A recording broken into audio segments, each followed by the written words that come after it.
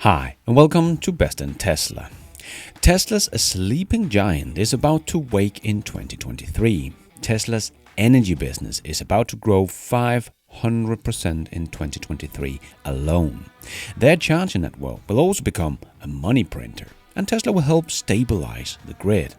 And home batteries have taken off with exponential growth here in Europe, and we are just missing Tesla's Powerwall and software here in Europe to become the biggest virtual power plant battery in the world. And I also want to bust a few myths in this video, so let's check them all out and let's dive right in.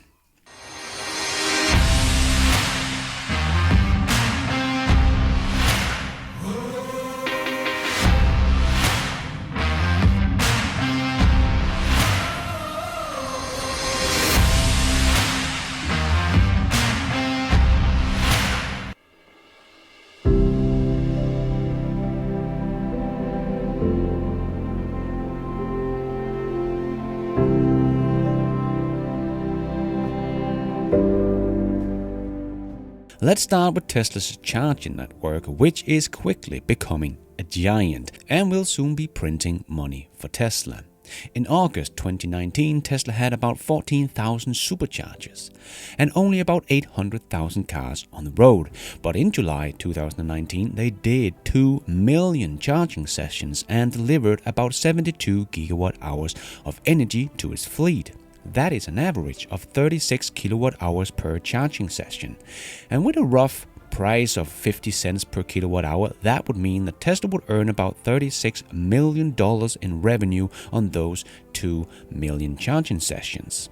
But today, they have almost 3 times the amount of superchargers and more than 3 times the amount of cars on the road, so I think it's safe to say they will have about 3 times the amount of charging going on today.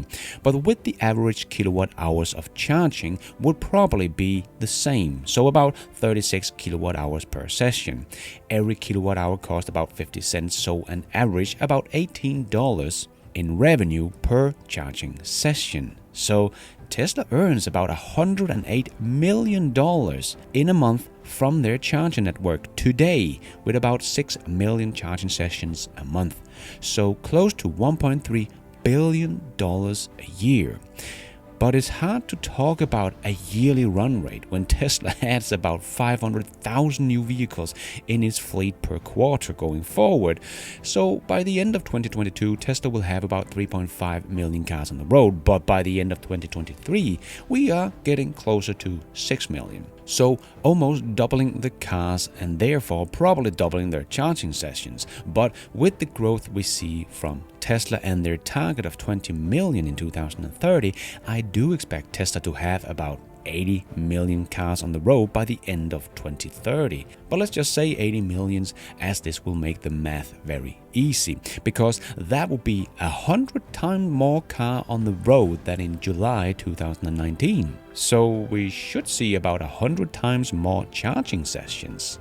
So we are looking at a potential of $3.6 billion from the charging network alone.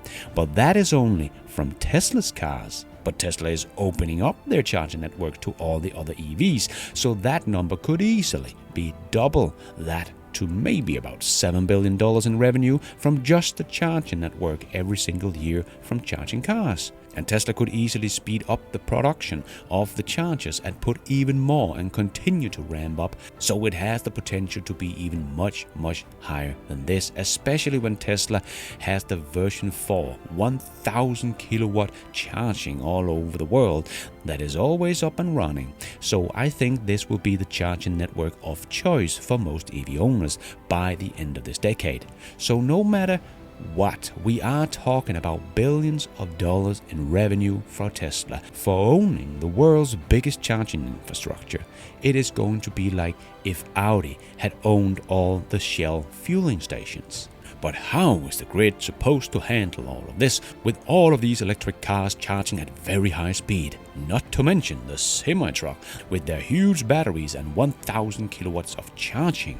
Well, this is where Tesla will not just be like if Audi were owning Shell's fueling station, but also if they owned their oil rigs and wells too.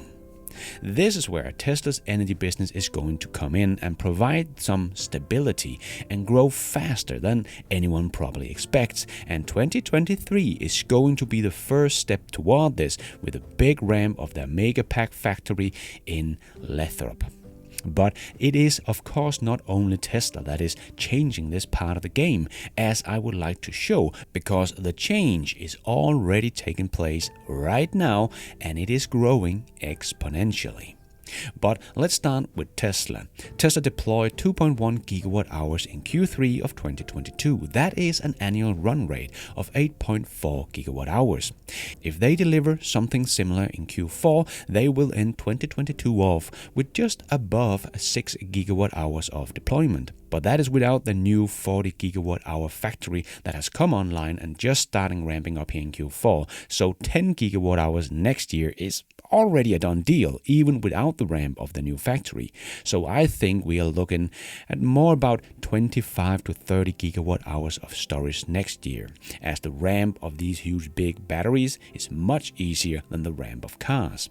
And with the ramp of Powerwall as well, I actually think these numbers are quite conservative, as Tesla is also pushing out about 6,500 Powerwalls per week today. But even just 30 gigawatt hours deployed next year would be about 500% increase from 2022. I think that will make Tesla's energy business become part of most analyst model of Tesla, the car company, as this will be such a big growth that no one can no longer ignore it. And remember, because of the Inflation Reduction Act, Tesla will earn about $35 per kilowatt hour they produce in the US. So potentially, they could get hundreds of millions of dollars already next year in incentives. And we already know just how good a business case these big batteries are, as we saw with the Hornsdale big battery in South Australia that paid itself off in only a couple of years and lowering the price of electricity for its community. It was such a good business case that the energy provider decided to increase the battery size quickly with 50%. And we see these big batteries popping up all over the world, and the story stays the same. The energy provider can pay off the purchase of the battery in only a couple of years, and the price of electricity goes down, and it stabilizes the grid and can store renewable energy. So, of course, Tesla can't keep up with this part of their business. The demand far outpaces the production of the Tesla Megapacks. This is why they have built their new big factory to increase their yearly production capacity by 10x now, as they are no longer battery constrained. So the time is now to increase this side of the business exponentially. And battery storage and solar in Europe is speeding up, even without Tesla's Powerwall here yet, and it is now really taking off. It more than doubled in 2021, and 2022 has been even faster. As Walburger Hemmensberger, CEO of Solar Power Europe, said, solar and storage are the perfect pair. Batteries supply the power of the sun around the clock. In years defined by high retail electricity price, solar and storage help to reduce electricity bills. It is no surprise that consumers are installing record numbers of battery power home every year. And as Michael Schmiller, Director of Market Intelligence at Solar Power Europe, said, an occasionally overlooked technology, batteries have essentially become a standard component of household solar system in leading markets. This success story needs to be replicated across Europe. European policymakers must recognize and follow the clear market signal coming from their citizens. People are seeking true control over their energy bills and affordable, reliable, and clean power supply. In other words, solar and battery storage. Yes, and we already have over 1 million households with solar and batteries in Europe. But this will only accelerate as the EU hopefully change their stupid law about the price of energy. As we all know, solar and wind is by far the cheapest form of energy today, but in the EU we have this law that says we have to pay the price of the most expensive source of energy. probably to make sure we have enough energy. So we can't have the energy coming from gas suddenly disappearing before we are ready for it. So we pay the price for gas that has skyrocketed, even though most of the energy in my country, like Denmark, comes from renewables. When this law changes, that will really open up the true growth for renewables. But as this is such a good business case, I think this will happen with or without the help of the governments. But of course, it would be nice to get this to accelerate. But Tesla is already helping by putting up some of these big battery plants here in Europe, like this one with 40 megapack unit, balancing the grid in Lesenes in Belgium, making it the biggest operational energy storage system in continental Europe with a storage capacity of 100 megawatt hours to provide clean energy storage and add more renewable energy to the grid. But it is not as big as the one in the UK, which is 196 megawatt hours. So these big batteries are popping up everywhere, from local communities to businesses for schools and smaller ones for private homes. But one thing is missing from these 1 million battery-powered homes. They don't have the software to become part of a virtual power plant. And that is where Tesla comes into the picture. By September, Tesla's California virtual power plant had a capacity of up to 50 megawatt and the storage capacity close to that as well, about 45 megawatt hours. So the virtual power plant in California is already half the size of the biggest battery in continental Europe and Belgium, and growing every single week. And Tesla is now going to statewide release of their virtual power plant pilot in Texas as well. And it is not just that this can help the homeowners and reduce the cost of their electricity bill. This can help stabilize the grid, as we have seen this year in California, where there has been an event where the virtual power plant had to step in and help the grid, and it worked perfectly, and every Powerwall owner that was part of the virtual power plant earned about $30 to $40 for their participation in this event. So it stabilized the grid and the power owners got paid. That's what I call a win-win-win.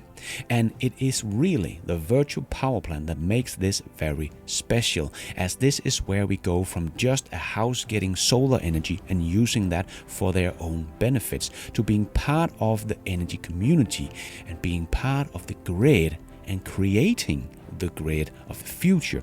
Because in Europe, we do not yet have Tesla's Powerwall and Autobeta software for private usage. But in Europe, we do have about 2,300 megawatt hours of residential battery storage. So that is awesome. But they are not part of a virtual power plant, but just providing power to their own homes. Still very cool, but just wait until Tesla's Powerwall and software comes over here and will be part of this growth. Just imagine what powerful size of a virtual power plant this could be with 2,300 megawatt hours. This is a huge battery, but right now it's just separated into very small batteries. But with Tesla's approach, it will become a virtual power plant and become one of the biggest batteries in the world. Remember, the biggest battery storage plant in all of Europe is the one in the UK that was 196 megawatt hours. So this could be 10 times bigger than that if these batteries just had Tesla software to be part of a virtual power plant. But remember, this is just the beginning. We are only just getting started on this whole home battery storage system and virtual power plant.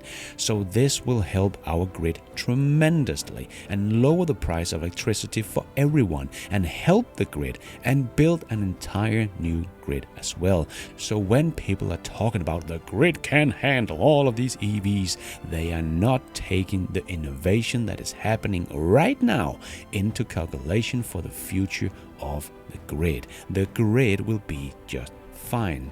Actually, in the future, it will be even better and stronger, as we are all going to help out with the grid together. And even the many EVs can become a mobile power banks and help stabilize the grid instead of hurting it. And I know many are talking about the semi-truck would suck in the energy enough for a small city. Yes, but we are adding new small city-sized communities to the grid all the time, or a huge big new casino in Las Vegas, and the grid is handling it just fine.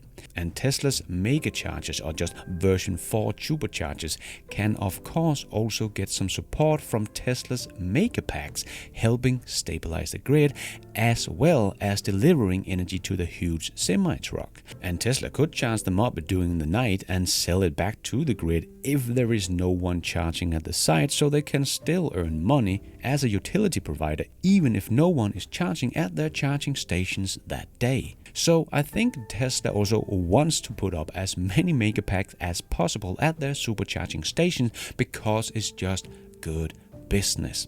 But we also have to remember the companies that are ordering the semi-trucks will of course also want to charge when it makes the most economical sense, as 80% of all routes are below 250 miles, so most semi-trucks will not really need to charge during the day.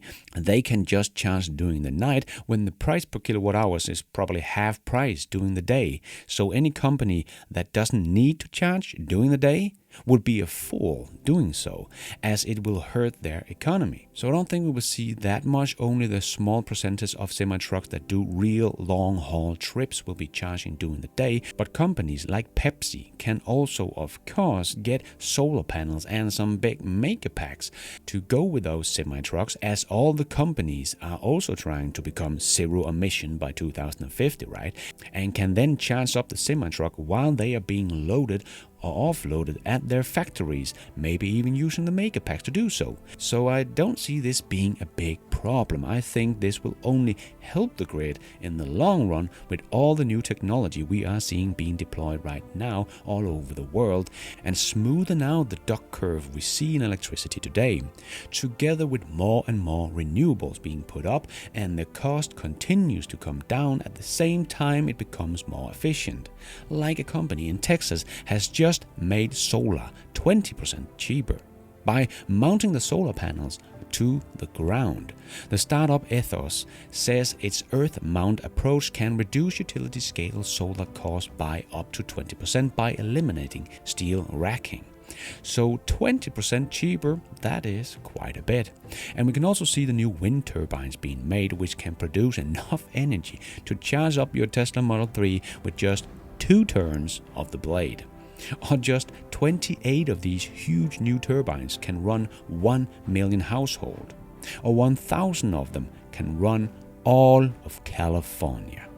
So as solar is getting cheaper and cheaper, but more and more efficient, and so do wind turbines, combined with the growing battery storage, both on a commercial scale that will help stabilize the grid, and for every household that will also become part of the grid, we are heading towards the age of abundance, where all will have all the energy we need.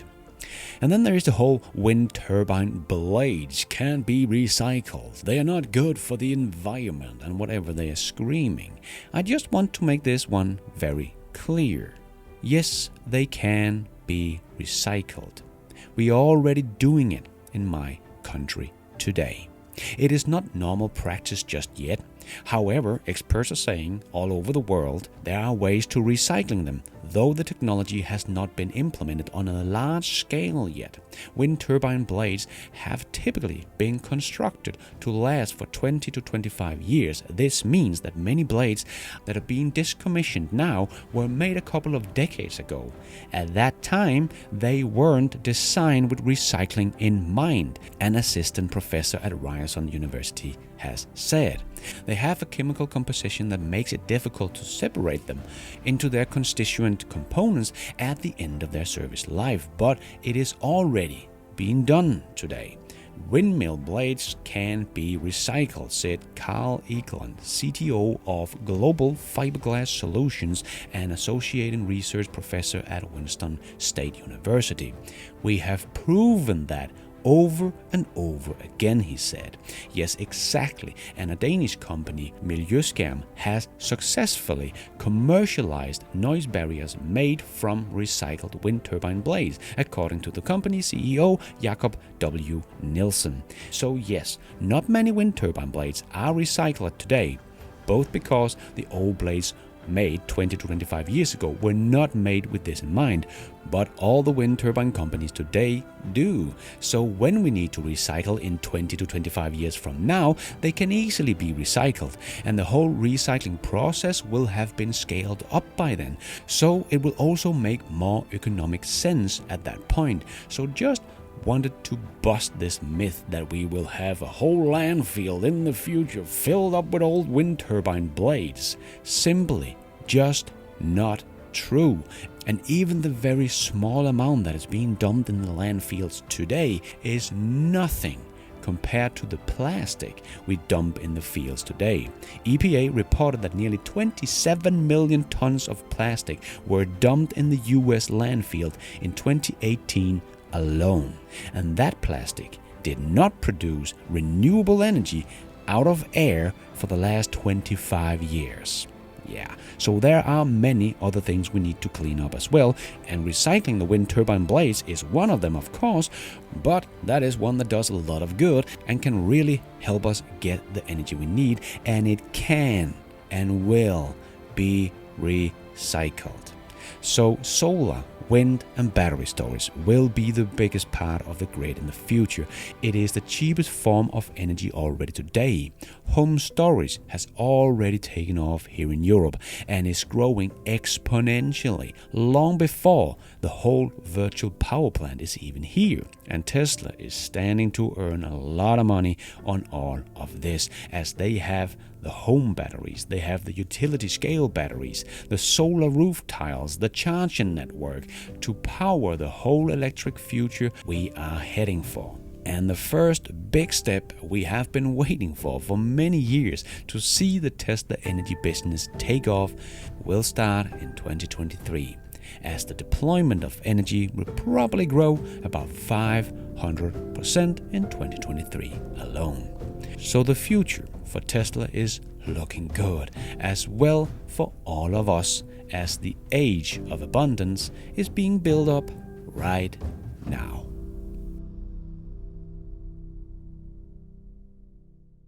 And thank you for watching. And until next time, take care out there and be nice.